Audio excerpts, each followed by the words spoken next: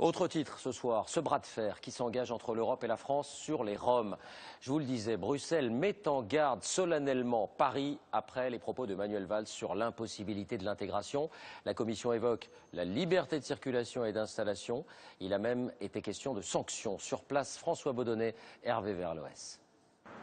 Il aura fallu moins de 24 heures à la Commission européenne pour réagir aux propos de Manuel Valls, présidente de l'institution bruxelloise, qui dès ce matin ouvre les hostilités. J'entends tout simplement des discours que je classifie dans la catégorie campagne électorale. À chaque fois qu'on veut ne pas parler de choses importantes, on trouve de nouveau les Roms. Il y a 3 ans, le conflit entre cette même commissaire européenne et la France, présidée par Nicolas Sarkozy, avait été d'une violence rare. Il portait déjà sur les Roms. Depuis la Deuxième Guerre mondiale, plus de déportations en masse. Aujourd'hui, pas de référence au passé ni de menace de sanctions.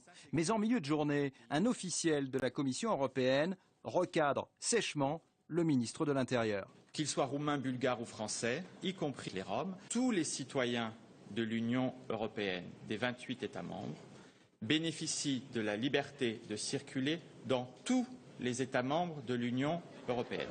À Paris, Manuel Valls se contente de rappeler que la France respecte les règles européennes et il ne corrige rien de ses déclarations. Toute la journée ici à Bruxelles, les responsables européens ont martelé qu'il n'avait jamais été prévu que les frontières entre la Bulgarie, la Roumanie et le reste de l'Europe tombent à partir du 1er janvier prochain, mais qu'en revanche, à cette date, les travailleurs de ces deux pays pourront trouver des emplois en France sans aucune restriction.